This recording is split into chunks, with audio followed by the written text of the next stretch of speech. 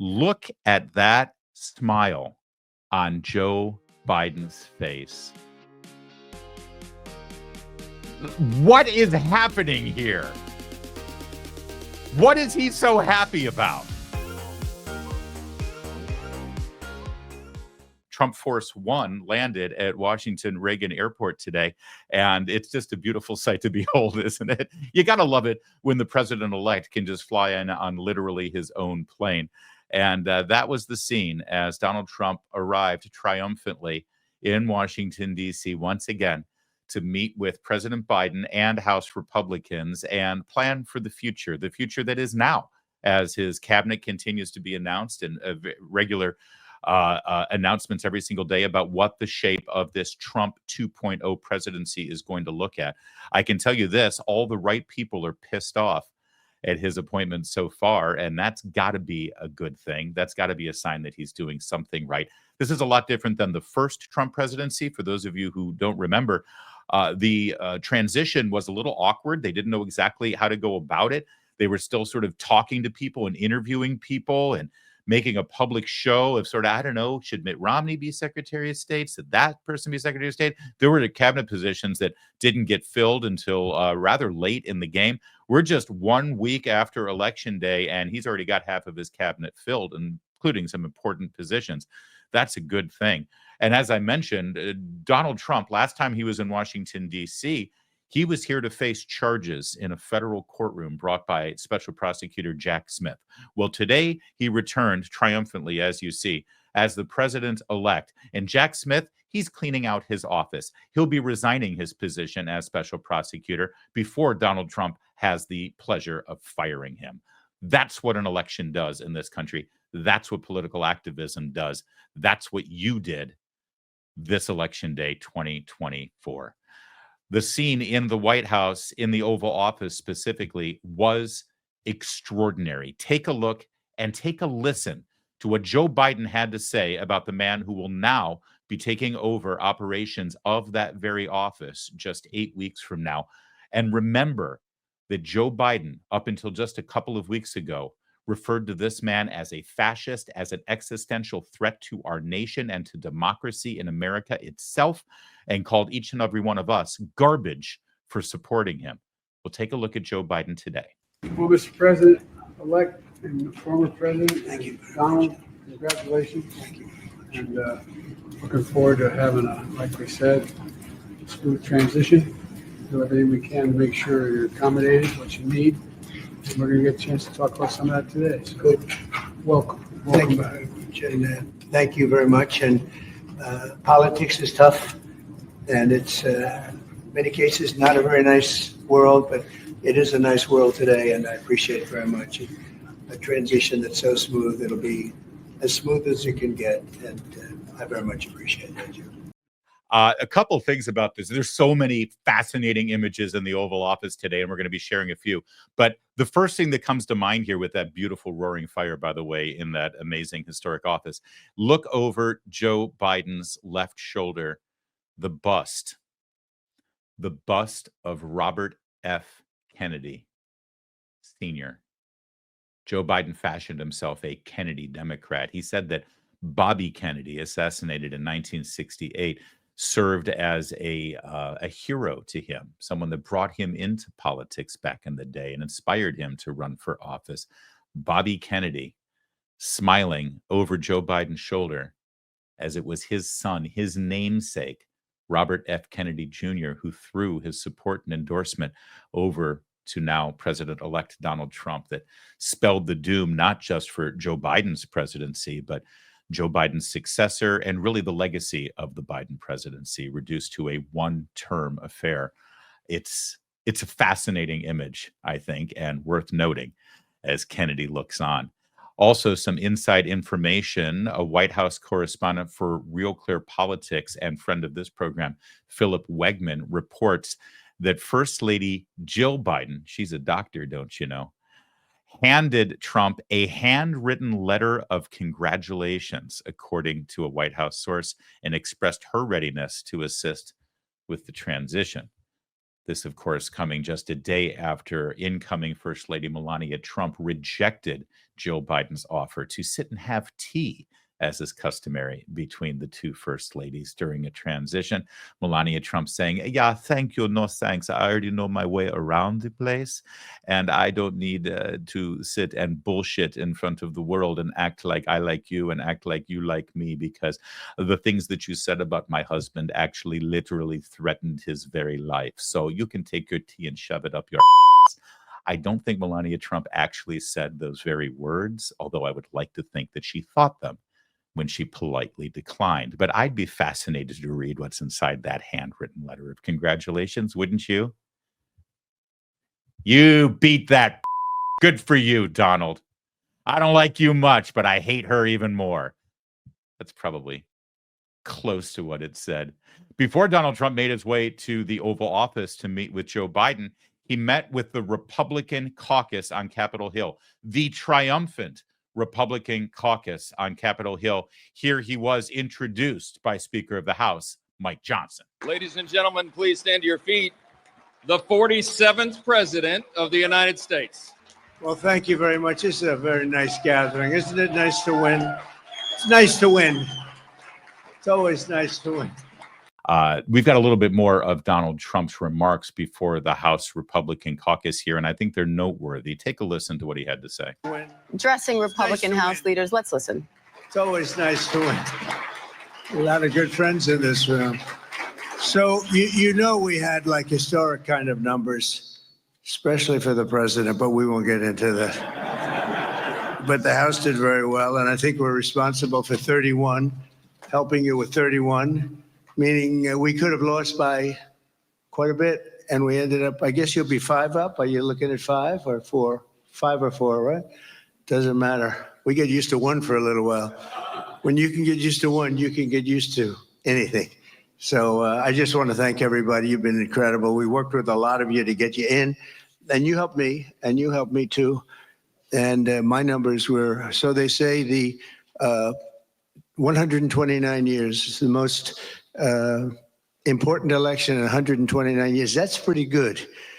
I said, who is the 129 years? What was that, Doc Ronnie? Who's 129 years ago? I'd never looked because it started at being 100 and then they upped it to that. But it's a great compliment. We won the majority by 7.1 million. We won, which is great because Republicans aren't supposed to be winning the majority, Marjorie. You know that, right?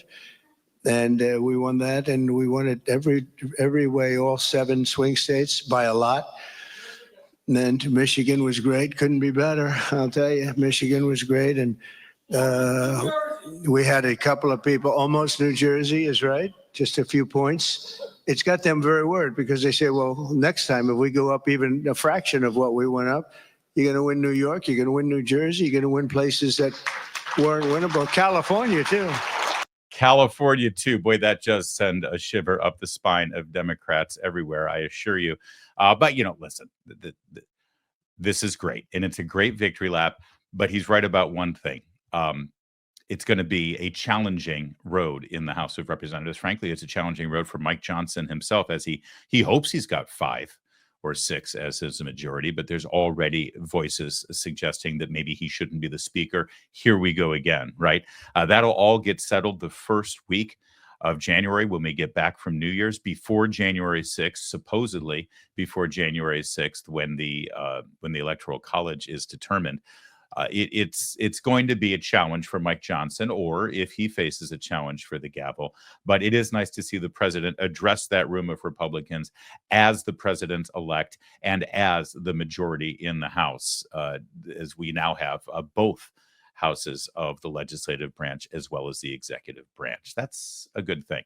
Let's swing back over to the White House, though, because as I mentioned, there were extraordinary images coming out of this meeting between Joe Biden and Donald Trump. This one captured by John Ashbrook, our buddies over there at the Ruthless podcast. Look at that smile on Joe Biden's face. What is happening here? What is he so happy about? And what is that grin all about? Now, on the surface, we could mock the guy And you forcibly remind him that just a few weeks ago, he was calling the man on his left, the person that he's smiling at as if he's the mascot from the old Cleveland Indians. He was calling that guy Hitler. He and his staff were calling that guy Hitler and a fascist and an existential threat to our country. And now he's just sitting there like, so what are we to believe? That you're okay with Hitler? Or that was all political bullshit? Or is he smiling because he knows what's going on behind the scenes? Hold that thought for a second. I was also struck by this image. There's something about this image that gets me. With Donald Trump sitting below the portrait of Abraham Lincoln in the Oval Office, with a rather serious and stoic look on his face, knowing that he has survived an assassin's bullet, and the man hanging on the wall above him did not.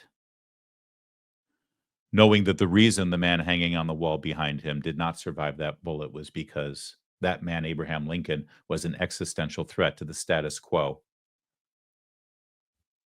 And then he tried to mend the nation that was so divided. And he was on the path of doing that. And there were forces in this country who were so intent on keeping us divided that they decided to put a bullet in that man's head. There's something about that image that I find chilling. And why? Well, because I remember other images of transitions, like this one. This was the day that the Barack Obama addressed the White House staff after Hillary Clinton's defeat. This was the first time they called Donald Trump Hitler and a fascist and a sexist and a misogynist and an existential threat to the country. And everyone looked at this picture thinking, oh, look how angry and sad they are, ha ha, and everyone was dunking on them. And everybody was laughing because Valerie Jarrett and Jen Psaki and Susan Rice and all of these other people from the White House were so upset and so defiant and so angry that they had lost and their chosen successor, Hillary Clinton, had gone down in defeat. And we were all slam dunking and we were all high-fiving. And little did we know at the time what was happening behind the scenes as this picture was blasted around the world.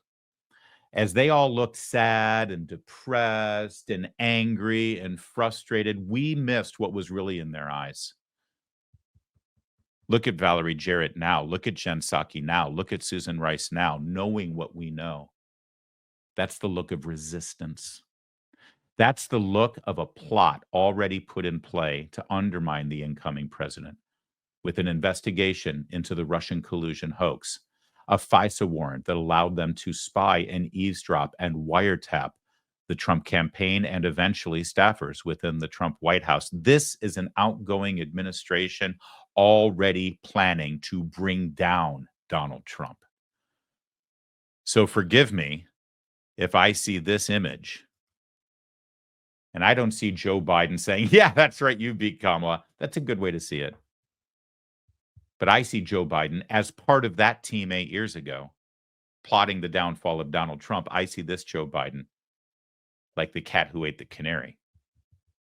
I see this Joe Biden as a dangerous threat to the next Trump presidency. The good news is that Donald Trump gets it now, and he knows exactly what's at play. That said, our buddy Jack Posobiec over at Human Events has some interesting reporting. Apparently, Biden staffers didn't even want to show up for today. They didn't want to be a part of a picture like that Rose Garden photo op during the Obama administration. They've called in sick, or they've been crying at their desks, according to a White House official.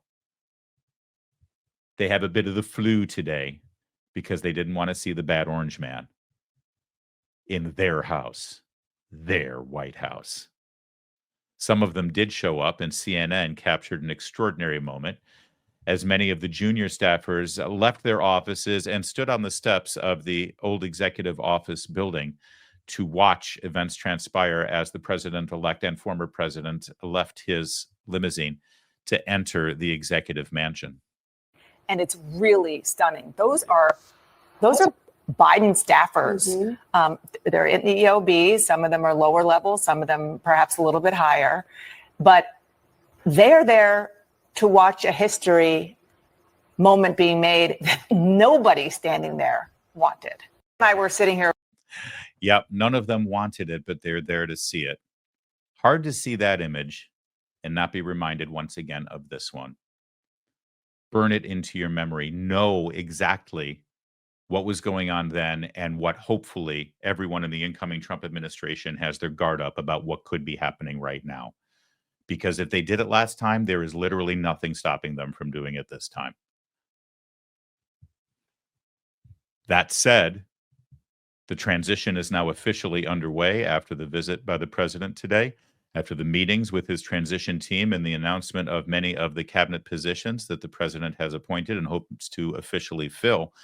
It means that soon we will have Donald Trump as president of the United States running the executive branch of government and ultimately negotiating with his Democrat counterparts on Capitol Hill. I mean, I don't want to get too far ahead of myself, but after seeing Joe Biden meet with Donald Trump today in the Oval Office, I've got a bit of a memory now of President Donald Trump meeting with his adversaries in that very same room. Who among us doesn't want to see this happen one more time? None of us have You want to know something? You said Okay, you want to put that on You my, said it. I'll take it. Okay, good. You know what I'll say? Yes. If we don't get what we want, one way or the other, whether it's through you, through a military, through anything you want to call, I will shut down the government. Okay, fair Absolutely. enough. And We I am disagree. proud, and I'll We tell you what, disagree. I am proud to shut down the government for border security, Chuck, because the people of this country don't want criminals and people that have lots of problems and drugs pouring into our country. So I will take the mantle. I will be the one to shut it down. I'm not going to blame you for it. The last time you shut it down, it didn't work. I will take the mantle of shutting it down. Thank you very much, everybody. Thank you. Oh, look at Pence. What are you doing, dude? No, he knew exactly what he was doing. Let me ask you something. If Democrats stand in the way of this president after this election with this majority in this mandate, if they stand in the way of Donald Trump building the wall, securing the border, and beginning the